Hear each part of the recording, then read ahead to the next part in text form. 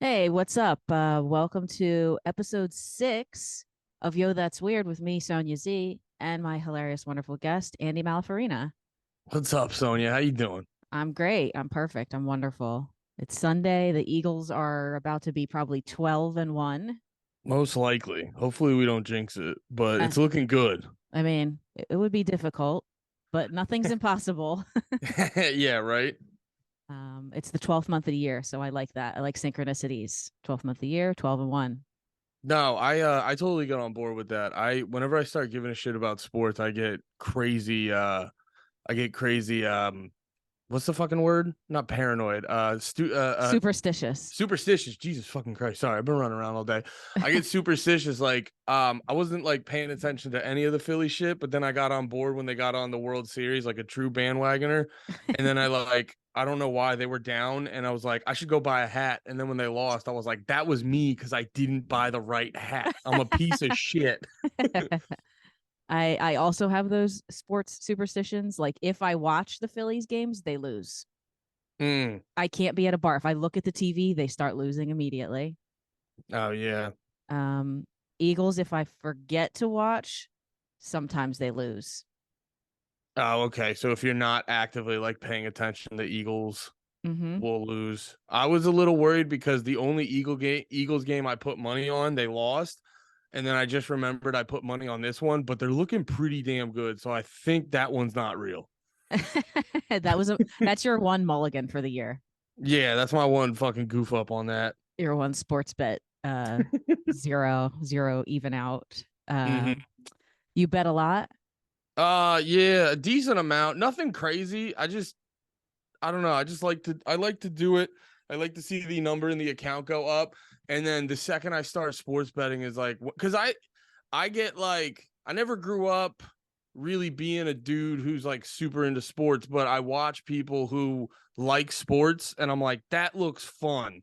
Like that type of energy looks fun. So my only way of getting close to that is putting money on a game. Like I could literally I remember one random Sunday afternoon, I put like, or Saturday or Sunday, I put like $5 on some college football game. And then like you would have thought I was like a fan of theirs for 20 years. That's how fucking into it I got. So the closest I can get to that, yeah, the closest I can get to that feeling is by putting a couple bucks on a game. Okay. You get that adrenaline rush, Yeah. that little high from the betting part of like, if I help win, then I win money too. Yeah. Yeah. Just like feeling a part of that. Cause that like, I don't know. I think I throw too much logic into it. I just don't fully comprehend the sports fandom. I'm just probably being a fucking nerd about it. But I'm just looking for extreme emotions, and there's no more extreme emotion than like a fucking dude who's just been wanting a Super Bowl or wanting a championship for 20 years. And I'm jealous of that, and I wish I had that. You're like, I don't care if the X Games ever played again. I'm not betting on that. I'm not putting my life into that. Yeah. Uh, Yeah, because I grew up like, I don't know, I grew up like playing music and all that stuff. mhm. So there was no, we're gonna fucking dominate you and do all this stuff. It was really like, I just hope everyone has a great time. And I think I missed out on a lot of that toxic male energy that I crave now in my 30s. Yeah, yeah, you're pretty beta. It's okay. Super beta, without a doubt. We always played and watched football, baseball growing up. We always had every sports video game. Hmm. Me and my sisters, but because of their dad, he would buy all the sports games. So then we've always been Eagles family. Not like huge crazy like where we've never had like season tickets. We're also poor, so that's part of the problem. Yeah. But I do enjoy the when, like you say, when someone has been waiting for so long for the team to win a championship, that sense of pride and kind of like just, big energy that people get from a Yeah. win. Yeah. I like that energy that it gives people. I'm like the Simpsons, like go local team sports. Yeah, no, because I used to be, yeah, because I would always look at it like, damn, if that team loses, it really like fucks up your whole week. And I would always look at that and be like, that's really sad, which conceptually it is kind of sad, but also at the same time, like if you put a big enough investment into it, you're like the lows are low, but the highs are fucking unreal. Yeah, And I exactly. think, yeah, and I think it all just like coincides with life, where it's like if you put like a bigger, if you take bigger risks, the payoffs can be bigger, but also the falls can hurt harder. Gambling addictions ruin lives. Call 1-800-GAMBLER. If you're Yeah. no, I like to But see don't forget, you're always one more win away. Just keep trying. just tell yourself every night when you go to bed, this next game is the one. Yeah, you're only just because you lost, that only means you're one more away. You're that much closer. It's Yeah, the exactly. odds are in your favor at that point suddenly.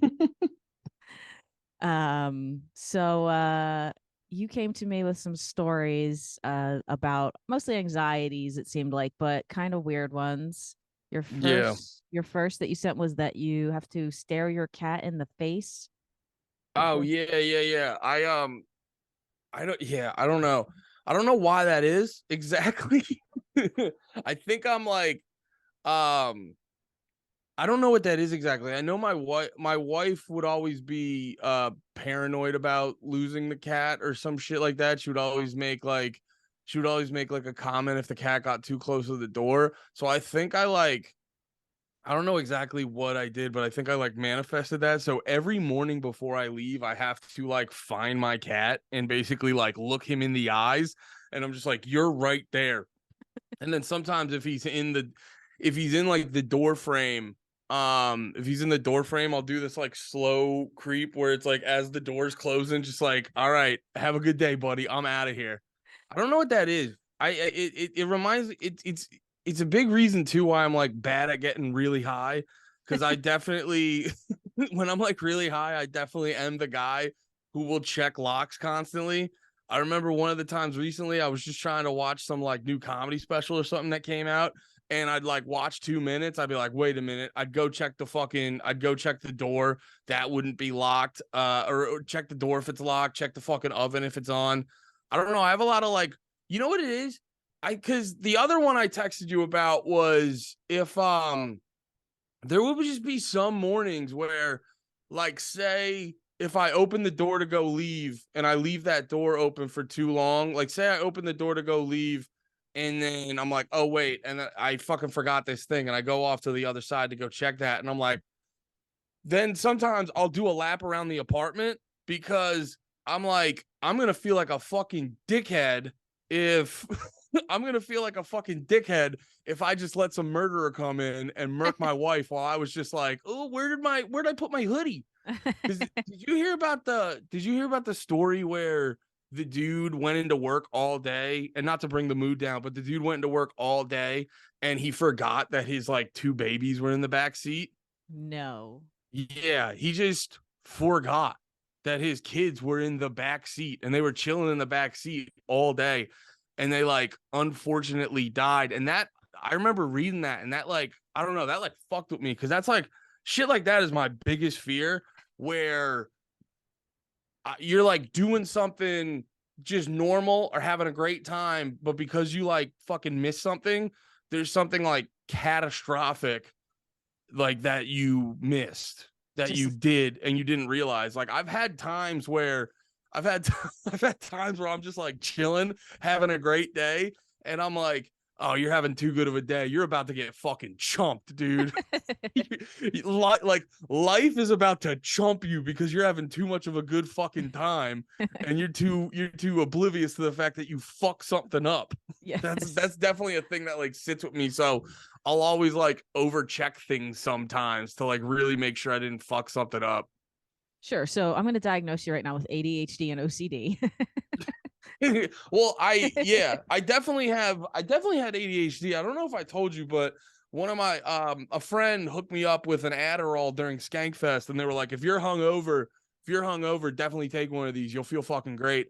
And then I remember the one day, super hungover, and then around 11, I took an Adderall, and about 15 minutes in, I was just like, wait, I think I feel normal for the first time ever. I That's how was I. like, so I turned to we were in the Airbnb with fucking Nate, and I always forget his name, but Pete Lemaire. I love Pete to death, but I always forget his fucking last name. Oh, Skinny. Eckenroth. Yeah, yeah, Yeah, skinny. He was wearing glasses, looked like, or with the mustache, looks like I know fucking him. Dahmer. And yeah, I was like sitting next to them and I immediately make the joke, but like half serious. I was like, oh shit, I think I'm addicted to Adderall. And they're like, what? And I was just like, I feel normal for the first time ever. I was like, I think I'm addicted to Adderall. Yes, I feel that way when I take ketamine. So Ketamine's not like super spooky, right? it can be spooky. And what does ketamine do for you? Because like I've talked to people and they're like, because ketamine sounds scary. Ketamine sounds like some weird fucking like some weird drug that the Nazi doctors were giving Holocaust victims. But it's No, actually apparently not that spooky. no, it was a horse tranquilizer at first. Mm, And then they figured out they could use it on some other animals like cats, I think, in surgery and like how they use um ether and stuff to kind of like put people down into like a real sedated state to be able to do surgery. yeah. But it was a rave drug. It probably still is. Not like I still go to raves, but see, here's why I think I need it, because I just feel normal and happy. Yeah.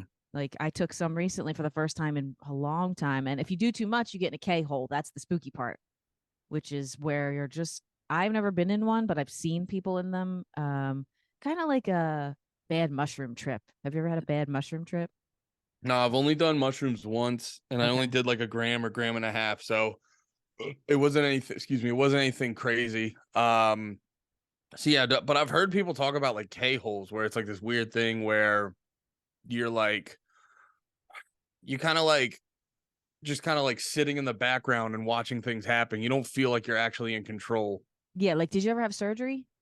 Only once. I broke my pinky, so that was the only time I think I ever had like real surgery. Did they? Besides like fucking wisdom teeth, but Okay. But did they do anesthesia for either of those where you go to sleep? yeah. Okay. So, you know that like 1 second before you nod out and you're completely gone, like they give you the IV, like whatever, the anesthesia, and you have that 1 second where you're like, I'm in the hospital room. And then that's it. It's, Yeah. it's kind of that. It's like you're stuck in that, or like a, sleep paralysis. Did you ever have that? No, I've heard people talk about that. That sounds scary. I've never Okay. had that. That's kind of scarier than a K-hole to me, but very similar. It's kind of just like your muscles are locked because your brain didn't get back to fully awake conscious yet. And when you're dreaming, your brain shuts all your muscles down so you don't actually jump out a window or like sleepwalk or get out of bed or fight people, like hit your Wait. spouse. Oh, sleep paralysis is like the exact opposite of blacking out. Yes. Oh, okay. That because I always thought like I don't know, like every time I've ever heard people talk about sleep paralysis, I believe it because it's happened. I've heard it enough times, like I believe it, but I'm like, I don't understand what the fuck's happening. Yeah, it's like you're almost awake. Like you got something in your environment usually like triggers you awake, or you're in a scary dream or something and your brain's like time to wake up. But the two, like the physical and the neural link isn't like connected yet. So your body is just like and like Oh. I've had it a lot when I was younger, and like you can't breathe kind of, and you like feel like you're like trying to sit up. It's like being on the gravitron. You're like kind of like trying to sit up and you're like Oh, stuck. okay. You're like you can't like lift your arm. You're like gotta like fight your way out of it. Wait, and you were saying something earlier where your brain does something, so like when you're in a dream, you're not You're moving locked. around a Your bunch? your your muscles are mostly locked when you're in REM sleep, so that you don't like do the actions that you're doing throughout your dreams. Yeah. Because otherwise your brain sent the same signals to your muscles. If it sent those same signals that while you were awake, if there was no cutoff, you would do everything. You would hit people, you would punch your wife all the time. That's funny because yeah, I've had those that's so funny. I think I've had the opposite of sleep paralysis where like my body starts moving before I actually woke up. Okay. Like I've had one I had one time where I was like having a sex dream and then I woke up from it and I just found myself mid thrust. So I was definitely for like a couple pumps just like sleeping and air thrusting. Side That's note, so fucking funny. the side note for the listeners, my pussy just fell off listening to that. um no, that's, yeah, so that's like that's when that you had like the opposite. You did kind of where your muscles moved first, Yeah. which is probably more normal, is that your body starts to get the sensation back. That's why sleep paralysis happens, is because your brain's in there sending the body signals to wake up Yeah. as your mind is slowly in the what they call the theta state, in Okay. between sleep and awake. And you can reach that only by like meditation and certain drugs while you're awake. No shit. So Interesting. yeah, so like yeah, your brain's never like off ever or you die. But like Yeah. so it controls you feeling like it's off. Like your brain, it's Okay. I actually just woke up this morning and saw a random like Instagram clip or something that said your brain actually has to cool down by 2 to 3 degrees for you to fall asleep. Wait, say that again? Your brain has to cool down by 2 to 3 degrees for you to actually sleep. I don't know. I believe that because I can't. I'm a bitch when it's fucking hot in the room, Mm-hmm. and I cannot fucking fall asleep in any way. Like I have a friend, Robbie, who takes me out every so often to open for him. He does the whole like no AC and stuff like that to like condition himself to yada yada yada. And I was like, not me, No. dude. I need it chilly. Yeah. It's for good sleep, you're actually supposed to sleep in a cooler room. I've heard that they say like 90 or 90 68 degrees. That makes sense. I've heard 68 degrees. That's a little too cold, but I usually keep it around like 70. And like it's funny, people are funny because in the summer you'll crank your air down to like 68 because it's so hot out. Mm-hmm. But then like if you put your heat on 68, that's kind of cold in the winter. Mm. Like you'll in a room, like my sister had her heat, like she doesn't really turn the heat on except in her bedroom. And I walked over there and it was like 68. And I'm like, oh, it's like a little cold. Mm-hmm. Bodies are stupid and weird. Yeah, so you do you remember your dreams? Kind of. I remember the feeling from the dreams. Like I had a dream recently. Um, I had a dream like or actually last night I had a very active dream, but I remember like two faces, but I couldn't tell you exactly what was happening, but I can tell you that whatever it was very frantic and I wasn't getting what I needed to get done. You know what I Yeah. mean? So I can't it's hard for me sometimes to remember specifics. I get screenshots like fuck. Like I'm trying to remember. Like I remember a couple weeks ago, I had a very at the time vivid dream that my brother died to the point where like I woke up and like one of the first things I did was like just like I randomly texted my brother about a thing he liked, and I'm like, now text back, you very alive person. You're like, Because this is the test. I was like, I'm pretty sure that didn't happen, but like we just gotta make sure. Um, but yeah, the hint I always it's funny, I'll have like dreams and then I'll have things happening in them that kind of hint at the fact that I'm like, wait, I don't think this is real. And then I usually wake up because I remember the part in my brother's dream where because my parents will often do like me and my family are like bad at like catching up. You know what I mean? We'll go a while without like calling each other. Mm-hmm. And then like I'll just talk to my mom and she's like, "Oh yeah, I just got back from going to Boston." I was like, you never told me about that." Like we were bad at communicating shit to each other.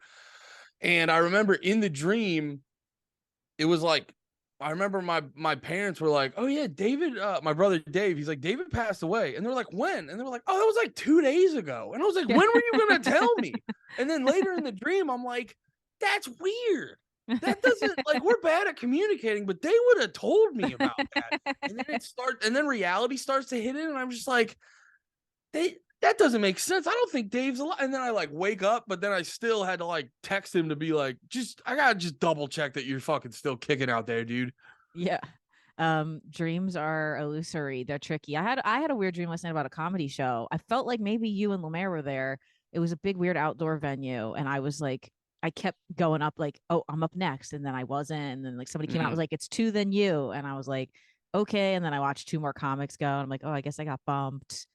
Mm. I don't know, but it's just like when I woke up, I go, I don't have any shows. Like, was that a future show? Just a dream show? But that's funny about your brother. You thinking like, okay, my family's also bad at communication. So bad. Like I haven't talked to my mom besides like she wished me happy birthday, but I hadn't talked to her for weeks before that.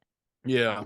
My dad's side of the family is same way. It's not like you don't love them. It's just like No, yeah, just it's not like you don't love them. You just like me and my brother were never like big at like talking. We're actually getting better at it where we'll text each other more often. But yeah, we were very different personalities. So like we kind of clashed a lot and just being younger and immature and whatever. And now that we're just older and like the same shit doesn't get us like riled up. Like I always used to joke like if we were just two dudes in an office, I'd be like, "Yo, that dude's kind of a dickhead." Like that's how I would like talk about him. But now that I'm like older and I don't value petty shit as much, like I feel like there was always like I don't know what it was exactly. But cuz like my brother was always super smart and I was always not.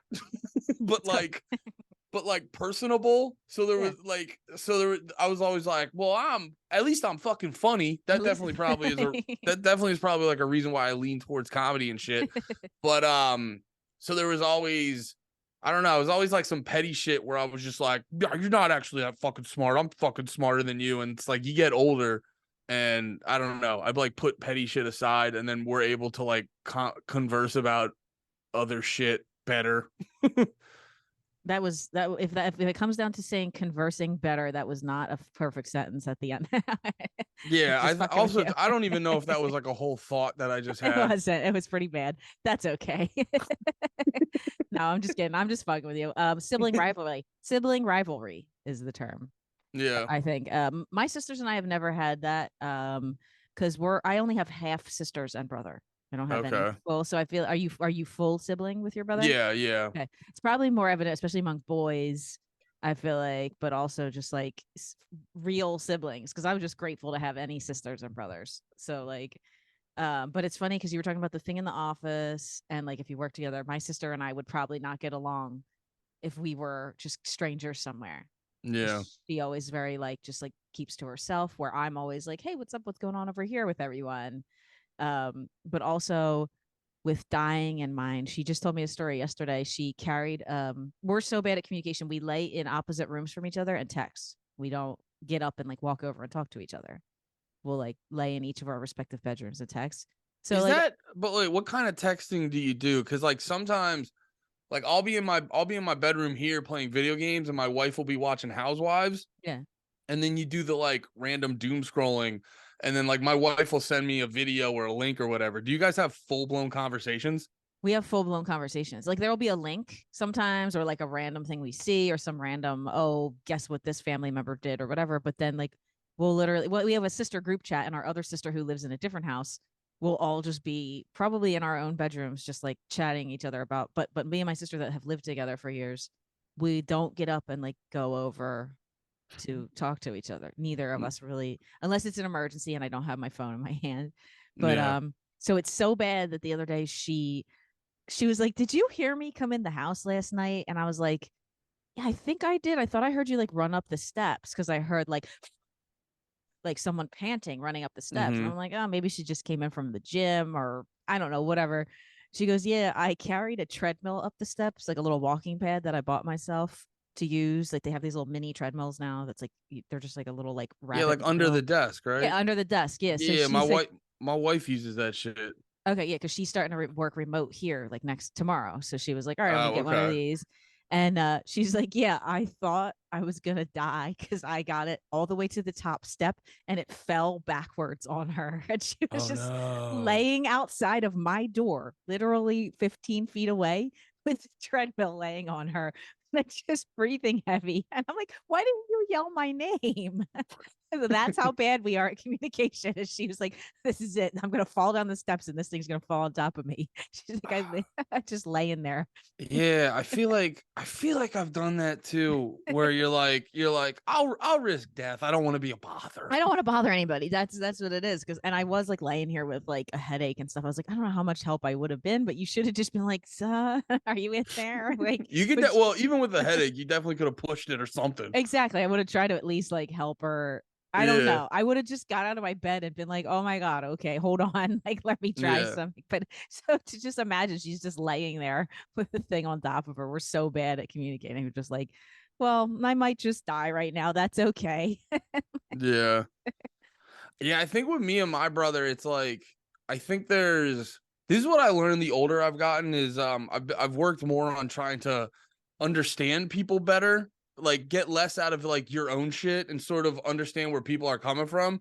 Because another big part is like like me and my brother, personality wise, politically, we're very different. Like I'm a little more outgoing. He's not so much. Like we're just very different personality wise. So it was a lot less. It's just like not a lot of shit to talk about. You know what I mean? We don't have a lot of the same bands we like. We don't like watch a lot of the same shows. Although I will say this, it's funny. My family doesn't really get deep, like emotionally, conversationally, but we can talk about like, oh, did you see the new whatever the fuck, or did you see this TV show, or did you see that movie? Like that's like where we bond. It's weird about like new movies and TV shows. Like when we got together on Thanksgiving, it was just kind of casual conversation. Then my brother was like, we should all watch the new Weird Al movie. And like, it was the best bonding experience ever. We watched the new Weird Al movie with Daniel Radcliffe, where it's like a fake biopic. Oh Fantastic yeah, film. yeah. I wanted to watch that because we're actually all Weird Al fans. I just haven't sat down to watch it yet. Yeah. Um, Weird Al's one of I think I've seen him like 3 times, like as a kid. He was like one of my dudes. I saw him in AC when I was like 21, actually. Yeah. And I hadn't remember like, and I had only seen him on TV and stuff before. I'd never seen him live. So that was Yeah. I know a lot of people my age try to run it back and be like, no, Weird Al's still like fucking good. And you're like, I'm like, but if it was like a concert, I would go to that in a heartbeat. it was. I would go to a fucking Weird Al concert in a heartbeat. Yeah. It was really entertaining. Like I didn't know what to expect seeing just from like weird videos when you're growing up. But He did all the costumes and everything, right? yeah. Mm-hmm. Yeah, every time I went, he did all the costumes. And It's it's like like crazy. the huge like stage production and Yeah. Weird Al's the man. he is, honestly. He's not afraid to be weird, just like us here. Yeah, exactly. So you had another weird thing. What was your cotton ball thing? I don't like cotton balls. Okay, just like what started it? I don't know. You don't know. I'm not 100% sure. I am like I can be like big on textures. I remember like if it like my wife will sometimes put she calls it like a summer blanket where it kind of leans more to being like a quilt or something. Okay. And it like if that touches like my bare skin, it like really bothers me. I don't like that. I've gone to places where if they have like I'm getting uneasy talking about it actually. If they have a like their silverware is wrapped in like shitty napkins and it doesn't feel great to me, like that bothers me. But just like flat out like cotton balls, like if I have to take and I don't know what the fuck it is, and if I have to take like if I get a bottle of Advil or Tylenol Yeah, and and then I have to take like a cotton ball out of that. that I tense up and then I take it and I like fucking throw it. And no, I was texting you, I was emailing you about it. I mean, and it was like I don't know what the fuck it is, and people don't believe me to the point where I remember one time. I remember my one time my wife was fucking with me because she didn't believe me. Like, because that sounds crazy. I understand that sounds ridiculous. Like you're afraid, and I'm like, I don't know if it's like I'm afraid of cotton balls, but I'm not gonna test my luck. I'll say that. But no, like she was like, that's not real. So she started like waving it in my face, and just out of reflex, I was like, I have to protect myself, and I like grabbed her wrist. It got real domestic violency, and I immediately was like, oh, my bad. Just you gotta get that out of my fucking face. Like I have no fucking clue what that is. I have no fucking clue. when she files for divorce, I do have this tape. Just remember. Yeah, Now, yeah. um, I'm trying to think because I know exactly what you mean. What those things in the top of Tylenol jars are. It's like a long piece of cotton ball. It's Yeah. like a length of it.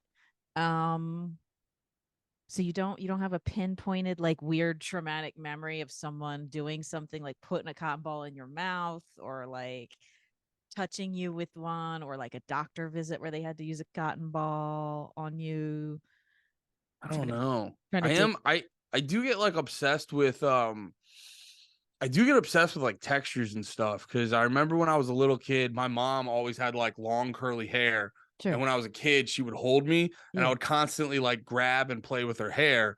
And then now, if you'll notice it, whenever my hair's long, I will like involuntarily like just start twisting it and stuff because that's like I don't 100% know why I do it because I remember for a while my wife would notice I do that and she's like, "Are you nervous?" And I'm like, no, it's just Uh, like I just do it. You know what I mean? Like it's not I play with my hair a shit ton. You'll see. I actually had someone call me out on Twitter where they're like, "Yo, you got to stop fucking around with your beard on your podcast or whatever the fuck." And I was like, "I don't even realize I'm fucking doing it." as you just did Yeah, as well. I was acting it it. out.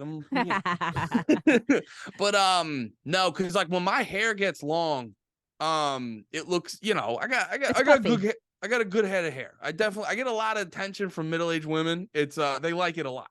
And I get thick, luscious hair, so it's very smooth and it feels nice. And I just fucking I twist that shit in my hand and I'll like fucking just run my fingers along it because it's like nice and smooth. And then I don't know, maybe it calms me down or something. I don't 100% know what's going on with that, but I do have this weird thing with like bad textures that they give me like I'm like if I was holding a cotton ball and you made me like rub it in my fingers, like I would get a full body chill. Like it Sure. doesn't I don't like it at all. Well, there is behavior called stimming. Are you familiar with this term? I've heard that, but I've heard a lot of like the neurodivergent. That's like the Sure. new phrase, right? Neurodivergent. Yes, there's a Venn diagram of people that are in this circle, including myself, where it's ADHD, OCD, and autism. And in the middle, there's overlapping traits. So Okay. neurodivergent is better than me because I usually joke around and I would have said you playing with your own hair or your mother's hair, that's your autism. Because playing with your hair is one of the big stims. And it is when you have some sort of an anxiety, it kind of gives you like a soft kind of like a way and you don't realize you're doing it. And I'm learning about these things myself because they don't diagnose ladies with any of these disorders most of the time unless you go seek out a psychiatrist. And even then, they're not going to tell me, a grown lady, most of the time I'm autistic. They're like, it's just little Yeah. boys. So there's That been is a weird one. That is a weird one to hit an adult with. yeah, Where you're like, but how'd I get this far then? if it's And I'm like, hereditary, and we do a thing called masking, which is learning how to behave in public like a quote unquote normal neurotypical person, and women are good at it because we're taught to just be polite, quiet, and sit down. see, I kind of like get that too because I have these moments, especially when I get like anxious and I'll have these moments where I'll like I'd be like, yo, shit's crazy and I want to spaz. But I have these other moments where I go, everyone's gonna think you're fucking insane. Like I tell people, like the big thing I've been working on recently is I can get very mad very quickly. And Mhm. everyone I tell that to, they're like, what are you talking about? And I'm like, cause I know how fucking crazy I'm gonna look if I get if I get the level of mad I think is like justified or like I am I'm justified to get in this moment. Mhm. I'm self-aware enough to know everyone else is gonna think I'm fucking insane. Mhm. So I take a step back and I go, so I internalize it a shitload, like getting that angry. And then I also then am very aware of like okay, how should we be so people don't think you're fucking crazy right now? I also have a propensity to anger Yeah. and angry outbursts. Think I have oppositional defiant disorder because one of our family members has that too. I don't know. What's that? Uh, Just it's being a when contrarian? it kind of, but like not just for the purpose of being control. It's like your brain has this overly heavy sense of justice for your own self when you feel like you're being like infringed upon. Wait, is that a thing? Because It, that's my whole thing. yeah, you're on the spectrum with us. You're Holy here. shit. No, because Welcome. if I feel wronged in a Hmm. situation, I feel very emboldened to act how I feel very justified in acting the way I think I should act to like solve the problem or Hmm. let someone know that they're wrong. No Yeah. shit. That's a Hmm. thing. Yeah, you and I don't hang out enough. You would know. You would probably realize by now that I am just like that, where people think I'm mean or a bitch Yeah. because I will say straight up how I feel. I'll be like, I don't like that you did that, or that person's Yeah. a piece of shit because they did XYZ to me. That's not a nice behavior. Like it's all in the like. Unfortunately, I'll be like mean explaining how someone wasn't nice to me. Yeah. I can get really mean in the same way. Upsetting, upsetting. Yeah. Yeah, I've struggled with what I just always thought was like because I'm Italian and Puerto Rican and like I'm just an angry piece of shit, but like it's really the your brain were like because everyone always tells me like, oh my god, you're so nice, like you're such a good, like I have friends and people like in comedy love me, and then I'll be like, I'm not nice, I'm mean, I will straight up tell someone right to their face like I hate you if I really do, if they if they like wrong someone I like. Yeah. I'm not like, I try to be good about, or I'm not like super mean to people's faces. Although in the context of comedy, I can get at, no, that's not completely true. I'm completely lying. I will get really mean to people's faces, but also I will like privately if I'm venting about something, I will say insane shit Yeah. about people too.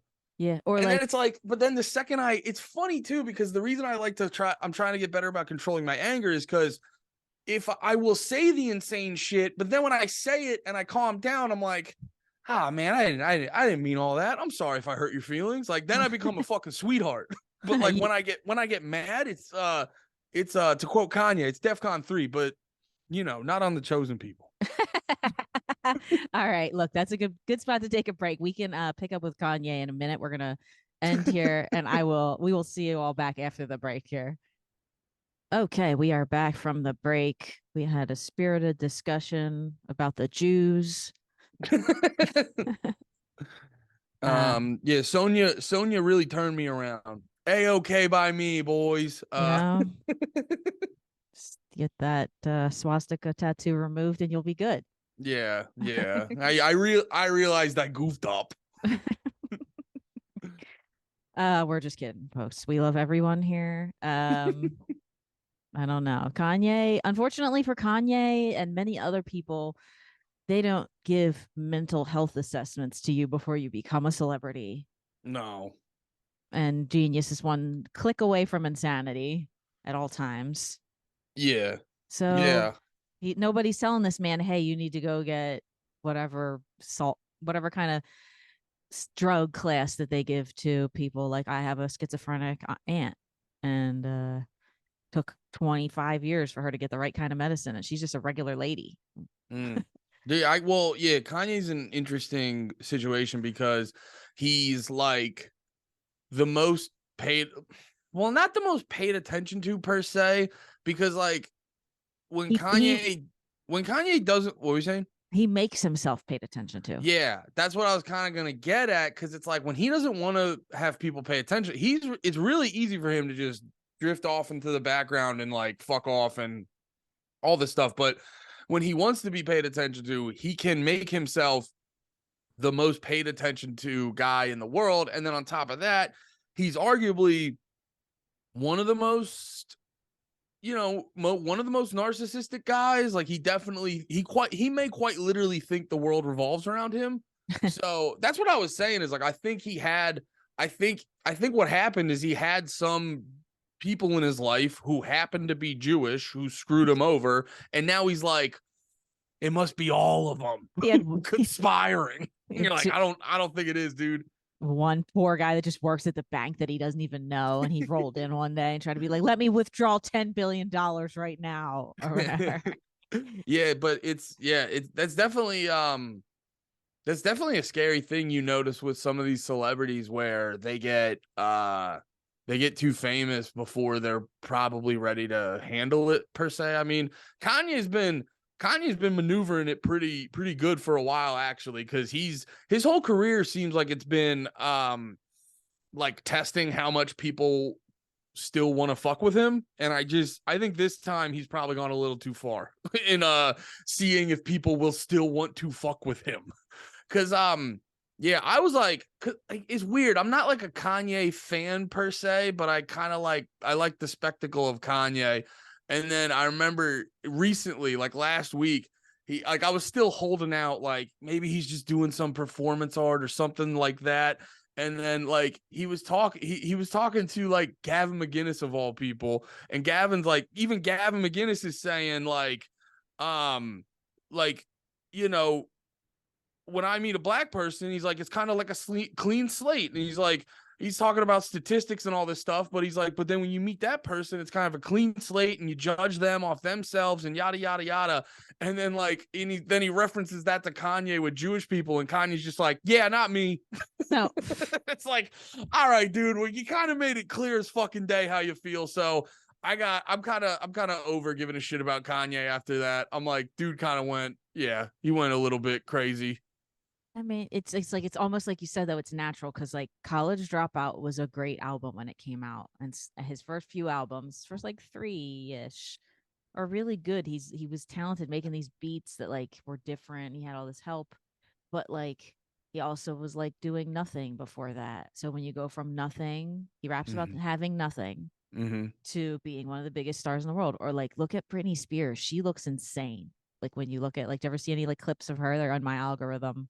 Yeah. Yeah, no, She's they pop up. And yeah. it's this weird thing where like high school me would be like, wait, Britney Spears is showing her tits? Yeah. But then you realize the context and you're like, that's not And then you look fun. Like it's less fun to see the tits that way when yeah, you know the exactly. context. But it's just like even just her face is like very not there. It's like she's just like on lorazepam or whatever the fuck. Like you know what I mean? That's a really good point because not even trying to be like funny, like she's looking toy. She's looking She's good. her body is like amazing for her age. Yeah, she's looking great, but then that's a great point. Like when you look at her face, you're It's like empty. It's her like eye also too, like her eyeshadow and shit will look a yeah. little fucked up. Like, yeah, there's like an empty vibe in her face too. Yeah, like where she's just so medicated that like to Yeah. even be sort of and not have what she did, which is like shave her head and like hit taxi drivers with umbrellas and like whatever, like go, like fighting people, like didn't want to be like controlled. Yeah. But She's got a better excuse for being crazy. I watched I was on a Britney kick with the documentaries. Her dad definitely like fucked her up. I'm sure, but like I got into a fight with a chick one time at a Raven one time actually when that story was out about her conservatorship, whatever conservationship, whatever the word is, where Conservatorship, I think it's called. whatever the hell the word, however Yeah, you say that. yeah. If I can't say it, it's a hard one to say. It's almost like, but if she's been mentally ill the whole time, and unfortunately for mentally ill people, the doctors will just go, well, you're bipolar, give you bipolar treatment, and then maybe you're not. Maybe you're Mm, schizophrenic. That is what happened to my aunt for 20 years straight. We watched this lady have multiple breakdowns, multiple crazy things happening that where if she was a celebrity, it would be all over the news. yeah, But like, so then they have to deal with that of their craziness getting blown up in their face after they have a momentary lapse where I've had momentary lapses and snapped at people and fucking been like, whatever we were talking about earlier with anger outbursts where we're all mentally ill. Or would you, hmm. I'm not making fun of anybody by that. It's me too. I'm in there. And like, so Well, she no, had to go. that's been what's bothering me lately is the fact that like it's like we're all a little fucked up. I get really annoyed with the people who are like, I'm fine, and you're like, you're not. Neurotypical that pretend, but even then they have mental illness usually of some sort of anxiety or Yeah, whatever that they're denying because brain disorders I'm convinced are probably like your body. It's like you probably have like any given number at any time, but it's finding a professional doctor or psychiatrist or whatever and then going to them and getting diagnosed with all these, and then what, you got to figure out how to still manage your life every day knowing you have all this stuff. yeah, But like I think they pinpoint people as being one thing and then that's it. They never test or look at any other aspects of this person's personality. And only the people that see them in their close lives, with which celebrities, it's very few. It's their handlers, it's yeah. their parents, their family, and like she just might be unfixable crazy. Like my aunt's kind of like that. She's almost nonverbal now because she's Oh, just really? yeah, because they have to give her such a high. She gets some weird shot once a month for schizophrenia, and which they finally diagnosed her after years. I was like, this lady's schizophrenic. She's saying she sees aliens in the backyard and stuff like at Mm. times. So it's like they finally. So she just walks around and kind of doesn't say much of anything. Just Oh, okay. like basic communication, but even then, it's like there's nothing behind the eyes. There's nothing behind. I've looked that right in the face. So people that see Brittany, she might need conservatorship. And yeah, her dad probably fucked her, but have some bank person, a power of attorney. Like, you know what I mean? I don't think she's because where's her kids at? Well, I think there's a good I think there's a good argument with the fact that she did need it, like when she was going crazy back in the day. I think she did need it for a minute, for a couple months, maybe a year. Yeah. But then like I think her dad seems like a pretty scummy dude who was trying to like control her money and do all this shit, cuz there it would be this thing where she's like she's not well enough to control her own life, but also she can do a nightly show in Vegas, and you're like that's not balancing out. But I think at this point, she's definitely, I don't know if she needs a full-blown conservatorship, but she's definitely a little more fucked than she would have been, I think. Yeah, it's like I have 2 points about that. I'm in a fugue state when I'm on stage. I don't know what the fuck I'm doing. That just like whatever comes out of my head. And hers is all singers is all pre-written and pre-choreographed. So you just get up there and like Elvis on fucking Quaaludes and just do your moves mindlessly almost. So this show aspect of it, I kind of as a performer that also has mental illness, I take that part and I go, okay, I could still get up and do an act when I'm depressed. You know what I mean? I can still turn it on Yeah. and get up and do. I have my joke. You probably never heard it about how my dad passed and I had to do a show the next day. And I talked about Okay. being able to mentally kind of get up on stage the next day. I didn't cancel. I didn't cancel. So you know what I mean? If that's crazy, then whatever. But I'm able to still just do my performance because I love that. But All so right. No, that's that's that's one side. fair. That's one side. But That's also my other yeah. side is where's her kids been at this whole time? Any mother that doesn't have their kids is sus. She doesn't have her kids right now. They're never in the video. It's her naked. Do you ever see the kids? I think Kevin Federline has them for to be honest. Mm. You know what I That's a good mean? question. I haven't been keeping up with Brittany, but that's a good question. Yeah, if she Yeah. doesn't have her kids right now. So because the media, being a media journalism person, you can make a documentary look like, oh, her dad's the worst person alive, all you want in the Yeah. way you portray, but like, where is the kids? Because as a woman, that's where I go with, and that's what I got in this argument with this chick at you never see her just posting happy pictures at fucking Disney World or something. They closed down Disney World for a day and let her go with her kids if she wanted to go. It's just very like that narcissism thing, like Kanye, where women are guilty of it too. It's not just Yeah. men that can have the narcissistic tendencies where you're so self-absorbed at that point because your whole life you've been since she was we're the same age, but and she's like only a day or so off of my birthday, I think. So being that living watching her grow up when I was a teenager, she was a teenager. And then having she got famous at whatever 18 or 16 right out of high school. She got whatever the hits. So I would Yeah. go, oh, like it didn't ring to me then, like, oh, this girl's my age. It was just like, oh, okay, she's got fun songs, whatever. And like good videos where she looks like fucking hot as shit. And then now all these years later, she's just been alone mostly with you don't have a lot of friends when you're a celebrity. I feel like sometimes when you're No, well, I was gonna say that. I think that's a big part of Kanye's problem. Is he's probably had one of the highest concentration of yes men there ever was. Like even dudes who they're not even necessarily being yes men, but like think about all the rappers that collaborate with them. Like sure. if you're a newer rapper or a younger rapper and you're collaborating with Kanye and he's just doing all of his crazy shit, you're like, yeah, but I'm gonna do a song with Kanye. I'll just let him be fucking insane. You Yeah. know what I No. mean? I'll let him. So I guarantee you, Kanye has definitely had the highest concentration of yes men there probably ever was. Yeah, when you get to that level of superstardom, because there's yes men around that do that to other open micers, and you know that for a fact. Where Oh there's like yeah, a senior open micer, and then the people underneath of them. oh no, I've seen it. I've seen people shift their energy because someone runs a shitty show. Yeah. You know what I mean? You're like, you definitely see it. You definitely see it with that kind of shit. Like something that you're like, that's not even like a good thing to obtain. And like they're still like, no, I just wanna have the status that I perceive that comes with that. Yeah, Yeah. it's got it. That's honestly the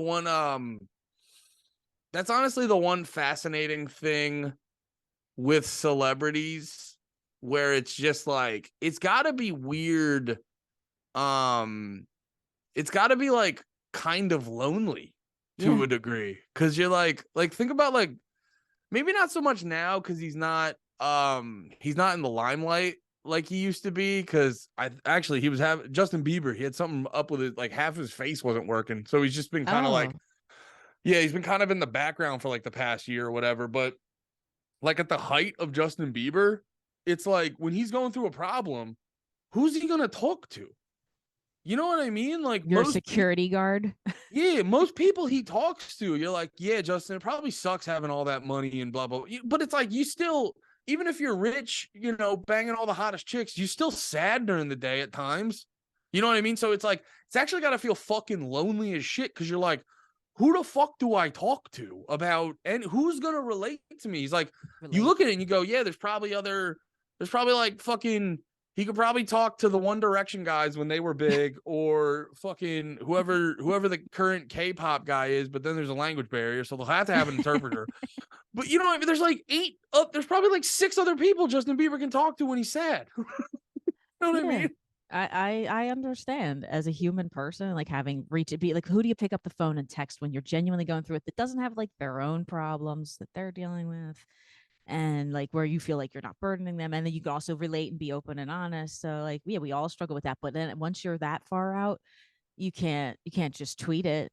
You can't just like, and then that's what happens when people like Kanye decide, well, I'm going to tweet my feelings, and it happens to be that the Jews are the problem, not your Yeah. divorce, not facing your divorce from your wife. Maybe like go get some professional help, but it's probably that's the underlying. He doesn't see his kids because then it's Well, like, well, daddy's crazy.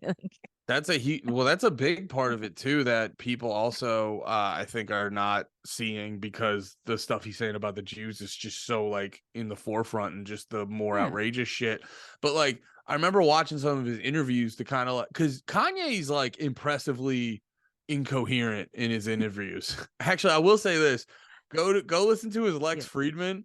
He's like incoherent as shit for the first 20 minutes, but then they start talking about the Jews, and Kanye is locked in. Like he he can focus more than he's ever focused in his fucking life. It's so fucking funny. But no, but like you get these like snippets of what he's talking about, and he always, no matter what's happening, he always brings back to he's like my family and my wife, and you're like, oh, this guy's also just a sad dude who like his wife leaving him shook him to his core and all this other yeah, shit. And it is that thing where it's like he just needs, I think he needs to kind of like go through his shit privately, not every time because it feels like he's using these interviews as therapy sessions, and it's like you might need to just like, dude, just chill out, just yeah. go in the background and figure it out, and then come back, you know, when you got it all sorted out. Yeah, he's a recent divorcee. Like, you know what I mean? He should just be Yeah, out. He, true. if anything, he should just be out at clubs, popping bottles, sexually assaulting women. I mean, I didn't say that. Potentially. No, Allegedly. no, you know what I mean. Like, I or go hang with your boys, but then you go like, who's his boys? They probably have insane, famous people lives. Was he gonna hit up Jay-Z? Fucking Well, fly to also too, Brooklyn? I don't know. Like, from what I've noticed with all the like most famous people, a lot of the more grounded ones seem to keep dudes around them from like back in the day. And they keep those dudes who aren't like they're not there to like get a fucking check. They're there to keep their fucking head on straight and shit like that. And at this point, like I don't know if Kanye had that, but at this point, when Kanye's bobbing around with fucking Nick Fuentes, how many of his boys from back in the day really want to be there? I So he's gotta have like no one at this point. yeah, unless it's literally all just publicity stunts. We don't Here, know but that here's my at the yeah. end of the day. You know what I mean? And behind closed doors, everybody's still like, hey, come hey. Like when Oh, you're you mean you everyone's like chill? everything we see could be an illusion.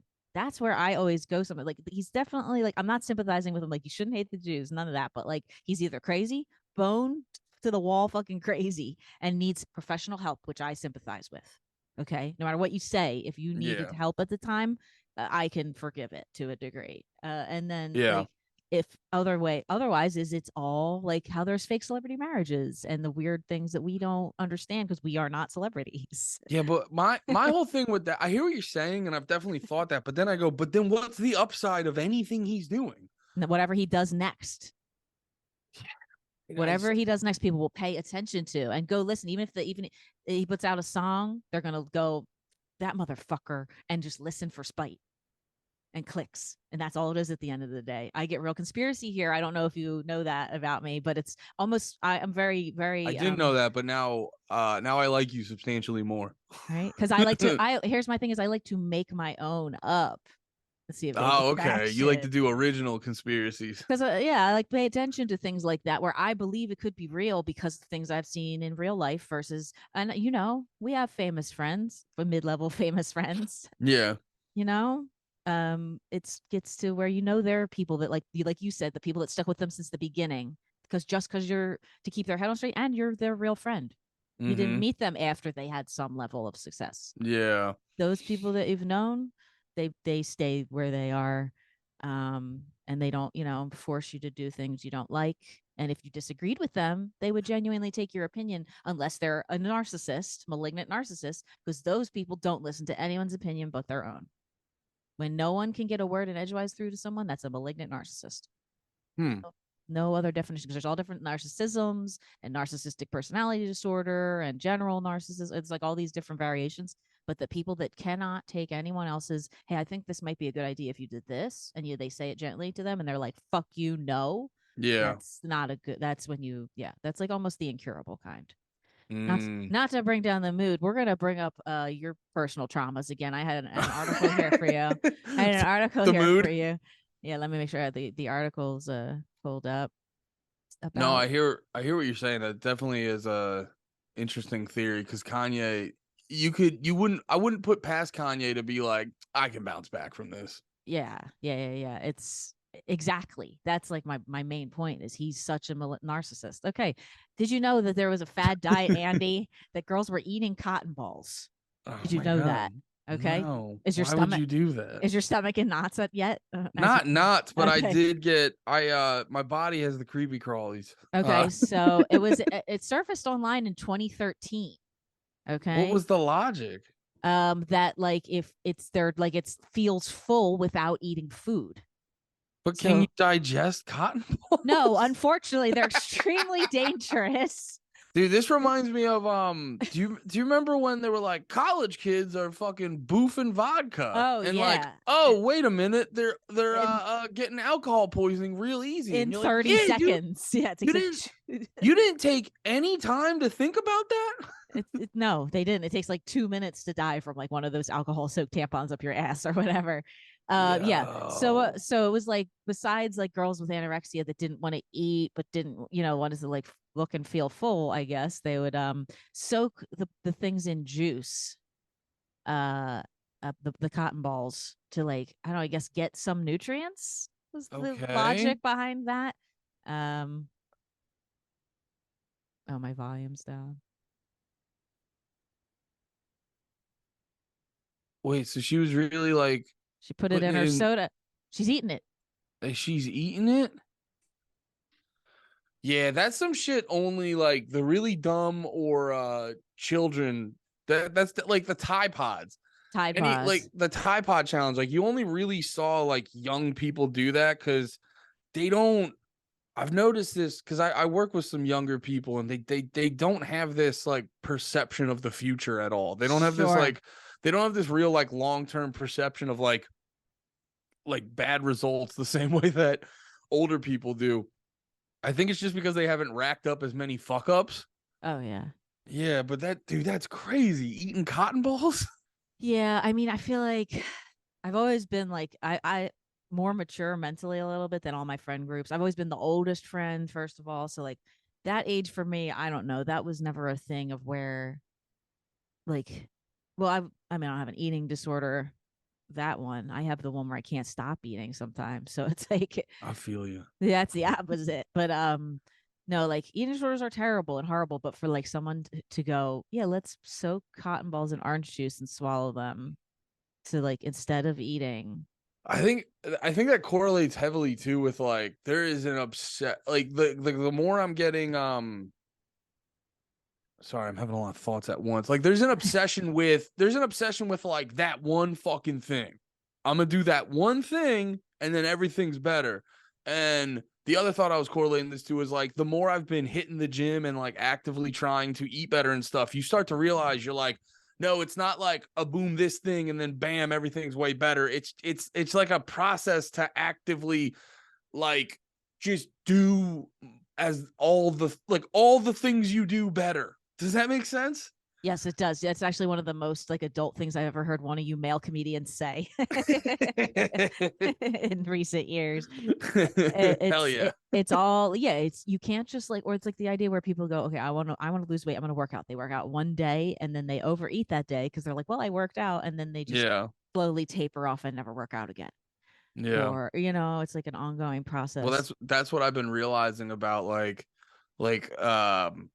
like losing weight and doing and like getting stronger and shit like that, where I'm like, oh, you have to like shift, you have to like become a different person mentally to like do that stuff because Yeah. like with all the drinking and eating shitty and stuff, you're like, okay, I'm still gonna do this, but I'm gonna figure out a way to like fix this. And then you realize you're like, oh no, it's not about like figuring out what the like perfect formula is. That you're like, oh no, I just have to move on from this bullshit. So then Mhm. you start realizing it's more of a mental thing, and you're like, I need to now like get more mental satisfaction from doing good things versus bad things. Yeah. You yeah, you clean up your whole life, like how you clean your whole room or Yeah. something. Um I forget what I was saying You said completely. clean your room and then Like as a whole, like okay, so as having like ADHD, and there's like a term called ADHD paralysis, which is where you can't do anything at all. yeah, Okay. I was reading about that. Yeah. It's you it is also what the fuck it was something too about like having an obsession with being productive where you get to a point where you're actually less Can't do anything. productive. Can't do Yeah. anything. That's kind of what it boils down to at the end of the day. Yeah, you focus so much on thinking about it and like, oh, I got to do this and then I got to do that and then I have it. Yeah. So that's my brain most of the time. But like also with tasks, I was trying to think of like a funny way to say how to distract or how to get an ADHD person to clean their room is just like give them some weed and 13 different tasks. It's like not a joke. It's like kind of like how I'll be like, okay, I'm gonna go fold towels. I start folding towels, and then I'm like, oh wait, but I see like a hairbrush out of place on the other side of the room. It's just really easy, and I could do that for 1 second, put it on the little table where it goes. So I Yeah. stopped doing that, and then when I'm over there, I'm like, oh, this little thing's dusty where I light incense. Like now I gotta sweep that off, and then like, oh, Yeah. when I'm sweeping that off, oh, you know what? I gotta take this little trash out real quick, and then okay, oh wait, I never did the towels. 7 hours later, like it's like I'll Well, do 58 other things. yeah, no, I think you're right because I was saying earlier, like I'm bad at getting high, but also I've become a big fan of getting a little bit high, like just a dusting of high because like that happens where I feel like I could focus more. You can focus more where you're like it kind of like slows you down and Mm-hmm. it helps you overthink less and that thing where you're like, oh, I got to do this too, and you're like, I'll get that later, and then like it helps me focus on my tasks more. Yeah. I'm a big proponent of getting a little bit high. Yeah, a little bit. A nice dusting. Is that how you said it? A sprinkling? Yeah, A yeah, nice dusting. little Cause smattering of high. yeah, cause I don't like. That's why I always like drinking more than smoking, or doing like mushrooms or acid or anything like that. Not that I've ever done acid, but just hearing people talk about it, I don't like I don't like being locked into one thing for 12 hours. Sure. That sounds awful. No. You know what I mean? That's why I took that was a big thing realizing that's made getting high easier for me because being like I remember like back in the day I'd get too high and then I'd be like, well, this is forever.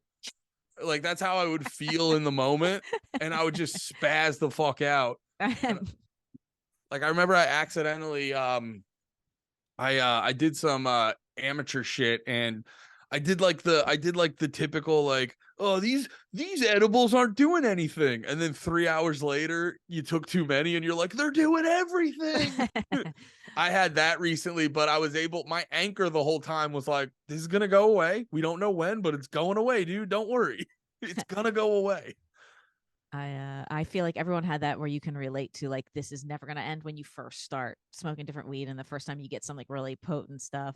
Yeah, because it I like think fucks with your perception of time, and so you start forgetting like, oh, this will just this will just go away. Because I remember hearing, and it was probably some like, what the fuck? I don't remember what the fuck it was. Probably some like bullshit dare thing about certain type of drugs where they just like fry your brain. And although I do think that can happen with like if you do mushrooms too regularly and shit like that, I think that can definitely like fuck you in a way that you can't unfuck.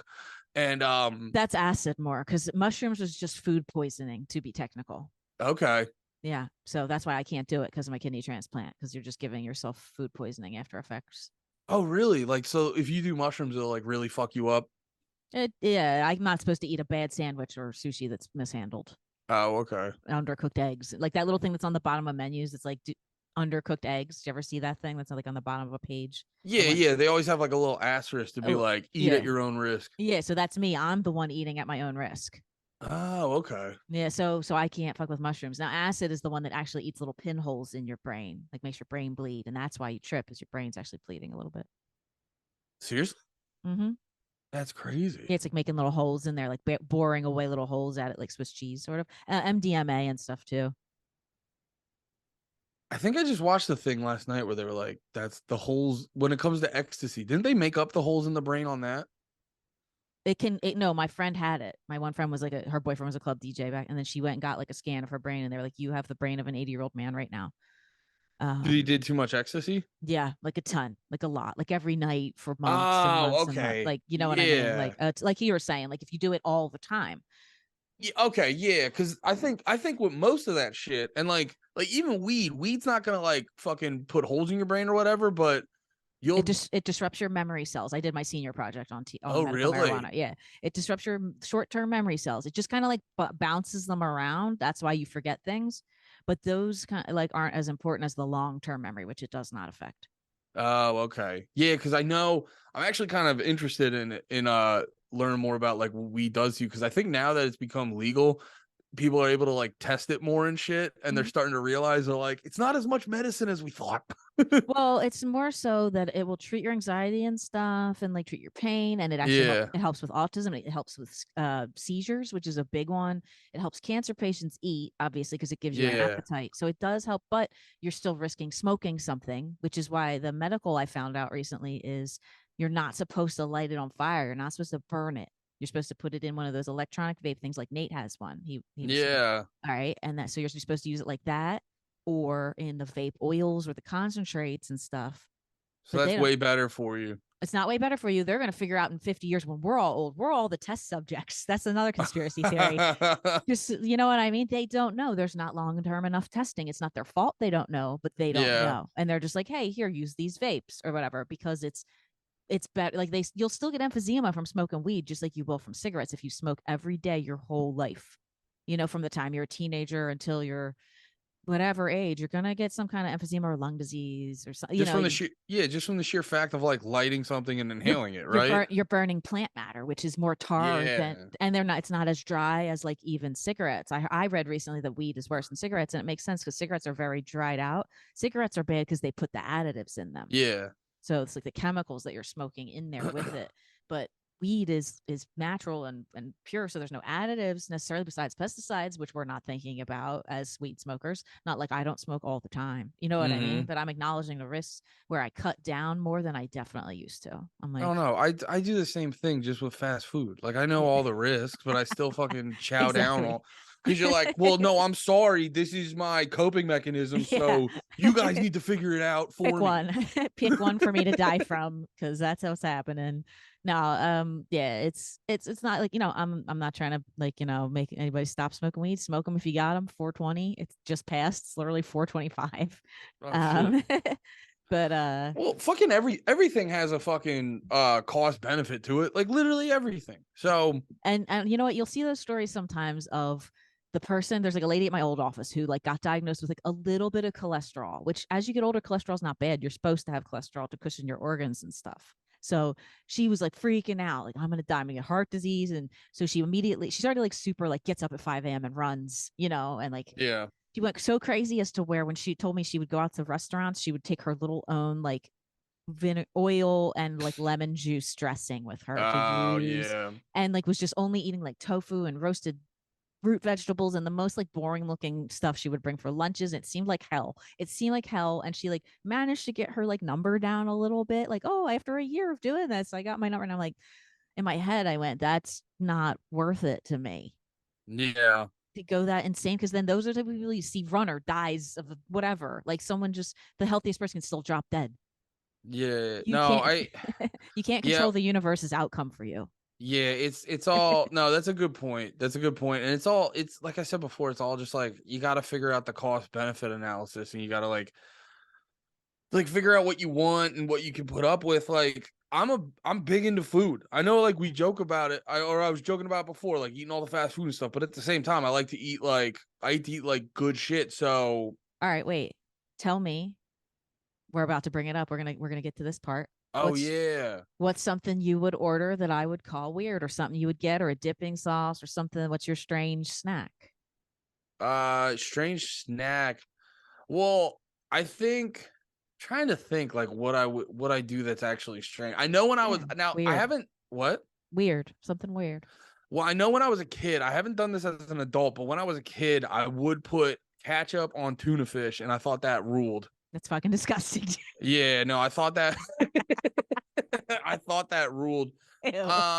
I will and I just did this the other day. I will do ketchup on buttered noodles. That I love. That's pretty weird and gross. Yeah, I thought that was normal for the Wait, longest time. And a lot ketchup of a on lot of people like look at me confused. that's like some kind of like really white person spaghetti. Like Yeah, yeah, I think that's some like top tier honky shit. yeah. There's something in a movie where somebody's mom puts ketchup on the noodles. I think it's Brighton Beach Memoirs, which is just the most odd reference. But It's funny too because I think it is more for me. I think it's more white people shit because like I didn't like I grew up like not we didn't worry about money and shit. You know what I mean? We weren't like fucking rich or anything, but like we didn't worry about money. So that wasn't like, oh, we gotta stretch our dollar or anything. I was like, nah, ketchup rules. I like noodles. Let's fucking put them together. And well, also too, my parents had they didn't really have much skills in the kitchen. It wasn't until I got older and their doctors were like, "You guys are not healthy." So then they started to like teach themselves how to cook and shit. So, yeah, my parents didn't have any skills in the kitchen, so my flavoring was like, "Let's put some ketchup on it." Let's so put some funny. ketchup on it. Yeah. That's the thing too. Like I'll take the time. Like I remember the one day I took the time. I was making carnitas. I was making carnitas. I was trying to do it super authentic. I made them in lard. They came out real nice and all this shit. But also, I'll fucking order a bunch of McChickens and eat them with the biggest smile on my face. Like I do. I do both end. I'm both end of the spectrums of a fucking foodie. I, Like I I could be a trash pile foodie, or I could be a fucking top level foodie.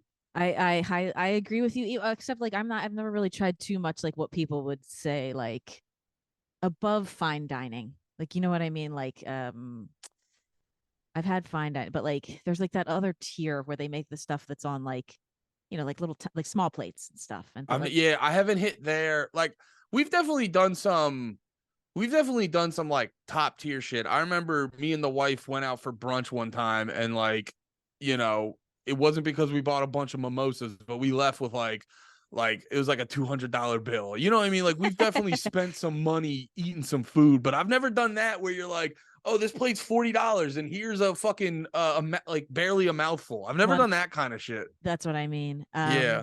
All right. Yeah, so I think the ketchup and the noodles thing started as a depression era food. I read. I would yeah, that would make sense. Because you just ate what you had, especially anything you could get from the government. Because my grandma grew up in during the depression Mhm. and like had like 13 kids, of course, in her family on like a farm in the Williamsport. And she was like, "Yeah, we got the government cheese," Yeah. and just like in the can. And Hmm. Then they grew. She's like, we ate what we ate. If you grew onions, you had onion and mayonnaise sandwiches. Yeah, I was watching the thing. Onions are always popular in depressions and war-torn countries because they're onions and potatoes because they're really easy to grow. You just throw the dead ones out in the yard and they kind of just like regenerate. Because I always grow green onions. If you buy one, secret pro tip for anybody who likes to cook, if you like to cook, you use green onions. You buy one and plant it at the beginning of summer in like a little bit of dirt. It will just grow green onions for you all summer. Yeah, yeah. From what I've heard, onions can grow mad easy, Yeah. and also too if you don't, because no, I was watching this video where smash burgers actually came from. That smash burgers were actually a depression food, Oh. and because like back in the early 1900s, spices and stuff were way more of a commodity, and so to save money, if you want to season something, using onions is a really cheap way to do that. So that's where smash burgers would come from. You stretch the meat, you throw some onions on there for flavor and to like beef it up a little bit, and then yeah, you Interesting. got a good burger there. Yeah, I mean, yeah, it makes sense. I'm still I don't know if I could eat the catch that's gonna have to I'm gonna have to do the Patreon with you and do ketchup and try the ketchup buttered noodles. That's gonna be my Patreon is I bring everybody on to try their weird foods that they bring up in their earlier episodes.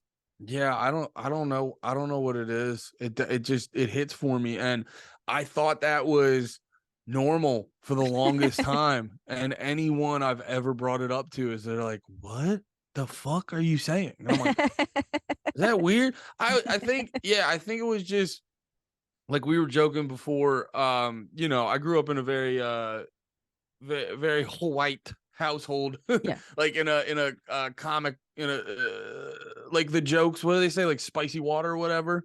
Spice When water. they're talking about like Sprite, they're like, "Oh, Oh, I yeah, eat yeah, spicy yeah. stuff. I have spicy water," and there's Yeah, shit white like people. that. Yeah, definitely grew up in a household with a lack of cooking knowledge, so it was a lot of catch up on a lot of shit. And then I was just like, yeah, like I was saying before, I like noodles, I like ketchup. Let's fucking put them together, and baby. and ketchup's mostly high fructose corn syrup now. Oh yeah, that's a good point. I buy the one without it. Not to say I don't eat ketchup, but do you do ketchup on eggs? Is that a Yeah, all right? Sometimes I say that to people and they think I'm weird. Outside Philly area and Pennsylvania area, I don't think everybody does that. yeah. The one I get Jersey, to, the one I'm always surprised about is there's much more controversy between like ketchup on a hot dog, and I always thought it was like my I don't like mustard, but I'm not gonna look at mustard on a hot dog as weird. I thought but there's some people that like look at you confused, like ketchup, and I was like, I thought that was standard. we grew up doing ketchup and mustard, like Mm-hmm. both or just mustard. But Yeah. as kids, I feel like ketchup and mustard and I'll still do that. I'll do ketchup, but not ketchup by itself. That's weird. Do you do ketchup by itself? Yeah. That's weird. Yeah. That's I weird. grew up really, I grew up really like not a lot of toppings, not a lot of, Just ketchup. yeah, just a lot of like fucking ketchup and cheese. You're like your family is the one that invented aioli because it's really just mayonnaise mixed with something else and like Oh water. yeah, yeah. Aioli's the funniest fucking thing. It's just like It's man, whatever. whatever it is, garlic aioli, whatever the fuck that means. They put garlic in mayonnaise, Yeah. and it's good. It's No, delicious. it's delicious. They put what they do is take like a little tiny bit of water and kind of like whisk it up to make it like thin, like a little Yeah. like drizzly. I don't know why my eye is like leaking out of nowhere. It's like so dumb. It's the onions. We're talking about onions and disgusting ketchup. I don't know which one it was. I do you have any other weird? Also, wait, Now, hold on. I had a question. When's the last time you ate that? like 2 days ago. Yeah. And I Uh, will, but in minor. Now, don't get me wrong, I enjoyed it, but I mainly did it because I was out of sauce and I really wanted to eat noodles. But I still enjoyed every second of it. Um, I think that's why my eyes tearing up because I'm gonna vomit. is that really crazy? Um, because you went, I wanted spaghetti. Hold on.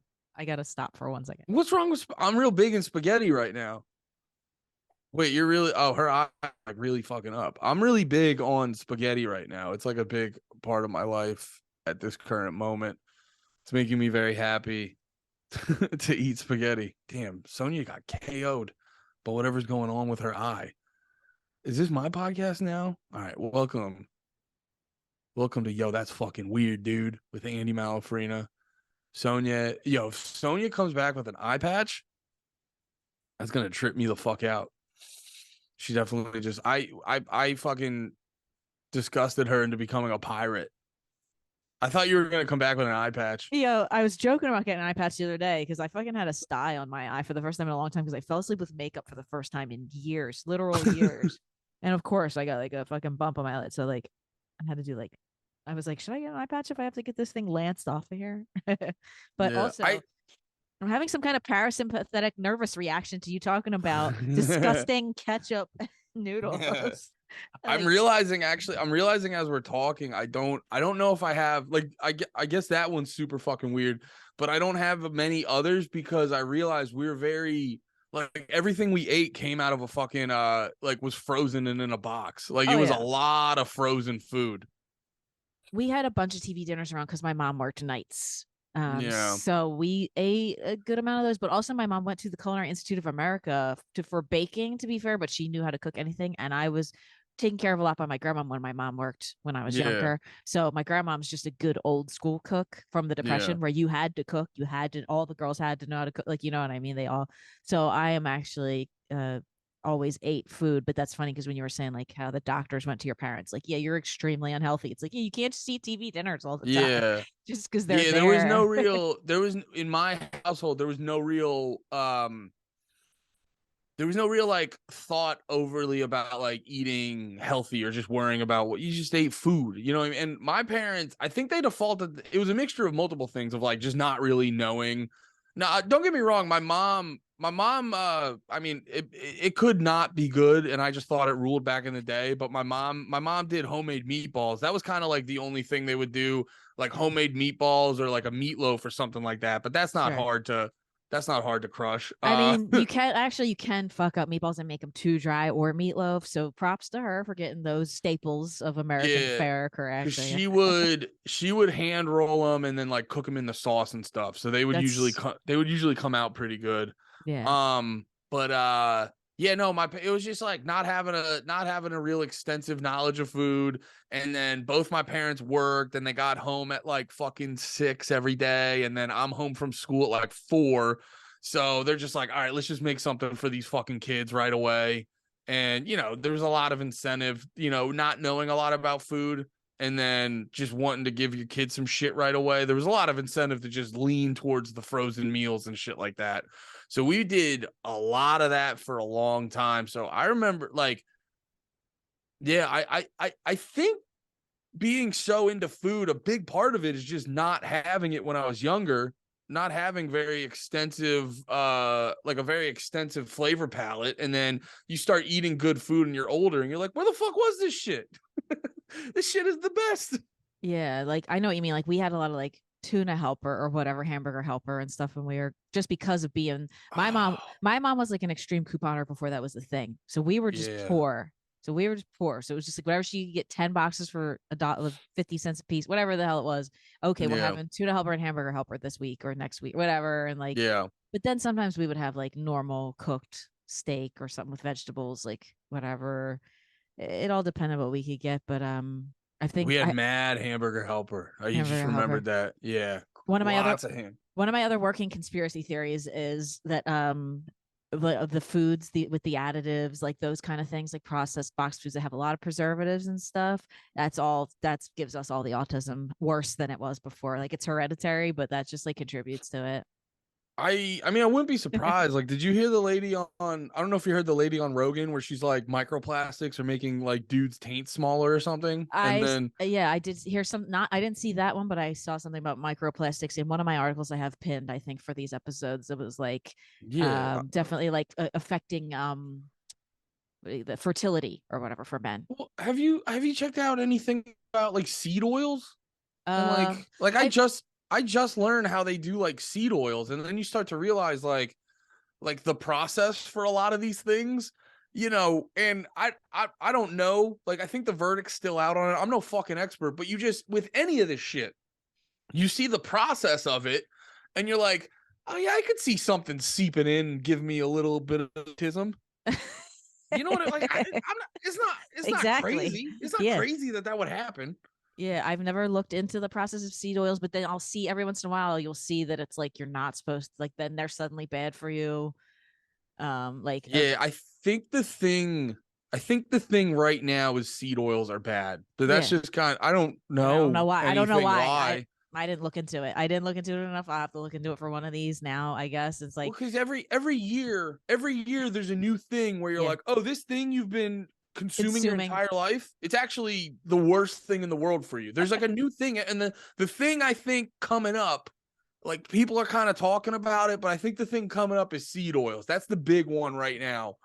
Where we're gonna find out. They're like, oh yeah, that's why everyone's fucking balls suck or something like that. It's like I know a lot of guys that think that they're unable to have children, and they might be right. Like one of my other articles I saw was you eat a micro credit card's worth of microplastic a week. That's a lot. Because It's a I'm thinking lot about when like, you think about it in a 3D printer way. Like yeah, well, I literally have one of my credit cards sitting right there, and I'm like, that's a lot to fucking just throw down.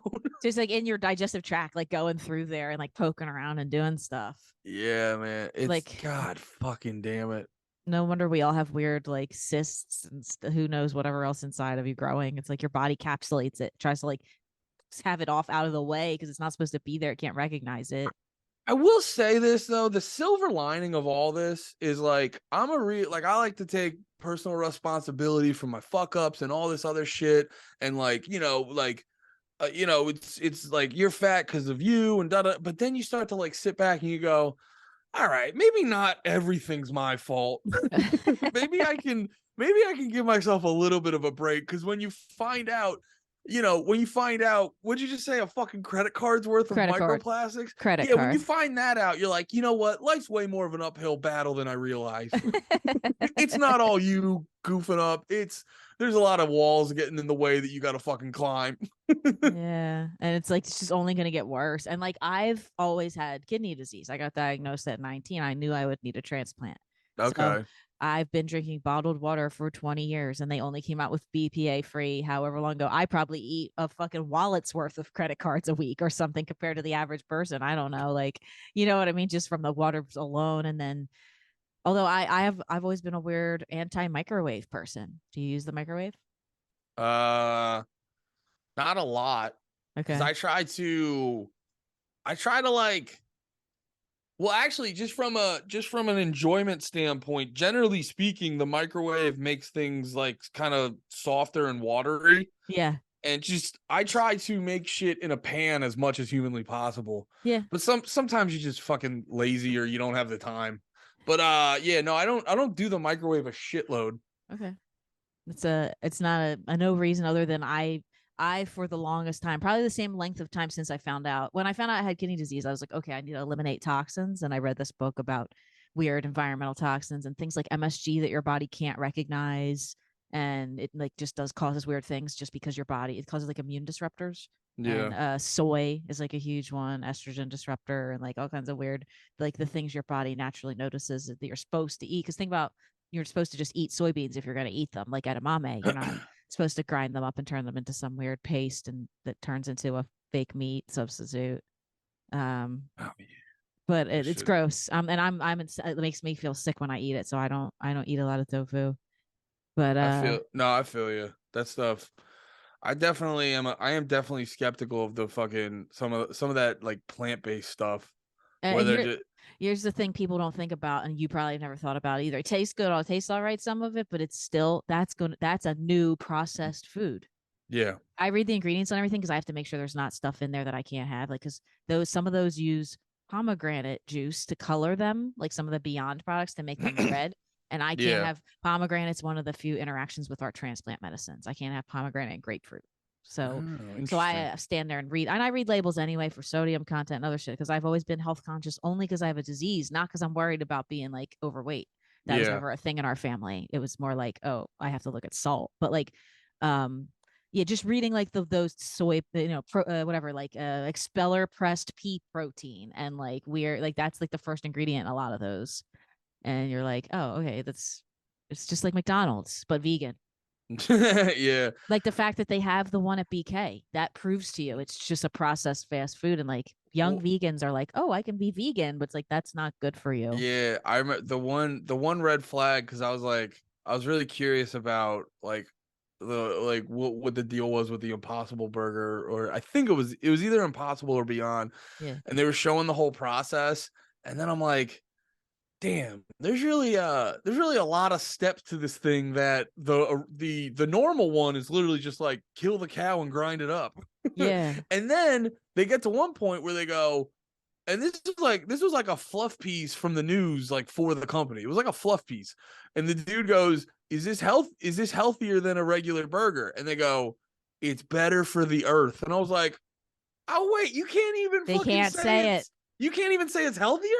So that was a big red flag for me. Mm-hmm. And then you start doing, and then the rule of thumb I've heard a lot of times is just because there's so many fucking this is good, but also a little bit of it, or this is bad, but a little bit of it can be good, and like there's so many different fucking facts and rules about all this shit. The like general rule of thumb I've heard is just less ingredients the better. And Yeah. then I started to realize, I was like, those Impossible Burgers have a million fucking ingredients, and they're also doing lab tests to fucking make it look like it bleeds. It's I don't know. It's No, I don't like it. you're not wrong. You're not wrong. And I think like as someone who like only ate mostly vegan for health reasons, not because like you said, like killing a cow, whatever, not moral reasons, not ethical implications. Over farming is an ethical implication now, but for me, like a guy was on a farm and he had a cow and it got old, and he was like, okay, we need to eat this winter and we don't have anything else. We're gonna eat the cow Yeah, kids. That's ethical. That's not immoral to take an animal out that God, yeah, or whoever you believe, the universe, the earth, even if you just say earth gave us cows. If you don't believe in God and you want to say, okay, earth gave us cows and we're the sentient beings here, we get to yeah, decide like, okay, I feed my family and or we all starve if we kill this cow or not. That's fine. Hunting for food is fine with me. And it's definitely yeah, safer. It's one ingredient. It's beef. It's yeah, to make a beef that's then got as many ingredients as some of those fucking hamburger helpers and shit that you pick up and look at the side of the box and there's 15, 16, 20 ingredients in there. And then I look at like the salt. There's added salt in all the Beyond Burgers. For someone like me, mm-hmm. beef doesn't have salt. I can use spices instead of putting in salt because that's not good for me. So not really good for anybody. And it just becomes this like weird science fiction thing. And then what do you think about lab grown meat? I don't know. That's the new thing. That's the new thing. Do you know about it? They're trying to do. uh oh, I know they do that with fish. I know Well, there's like they're lab grown fish, but so that they're makes sense they would do it with meat. they're like more like farmed. I Sure, feel yeah. like than anything. But the lab grown meat is like they take like uh 3D printer cells that are like in a certain shape and have it's how they're trying to make organs for people too. Like they want to make transplantable kidneys and hearts and stuff.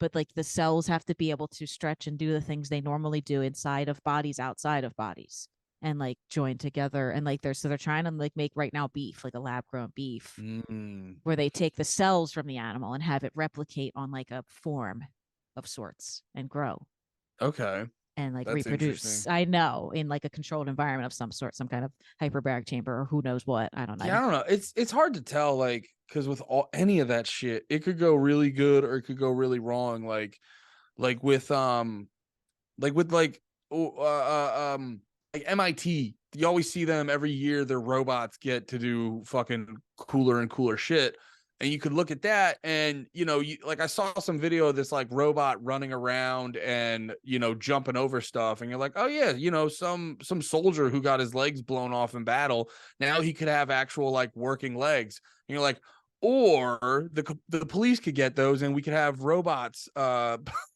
policing the streets and shit in a very scary dystopian way. There's good and bad for everything. Yeah. Um but yo, Sonia, this has been fucking great. I actually Yeah, have to bounce because that's fine. I have to go to a concert in Asbury Park and dance with all the other children of the age appropriate fans. That what concert do you want to I'm tell going to us? see this hardcore band called Counterparts, and Okay. I need to go hardcore dance and sprain my ankle. Hell yeah. You should definitely sprain as many body parts as possible and then eat fast food after to heal it. That's my personal 1000 recommendation. 1000%. I'm gonna use a fucking McFlurry to cool down my sprain. Yes. Where can we find you? Check me out. The main place, check out Panties in the Mouth. It's the podcast I do with Lemaire Lee and Nate Marshall. Panties in the Mouth. It's a very good podcast. We got a Patreon. You get in there for $1, patreon.com/PITM. And also twitch.tv/AndyMalafarina. Search Andy Malafarina on social media. I have other podcasts. Go check those out. I'll post about them. Yes. Thank you. Thank you so much.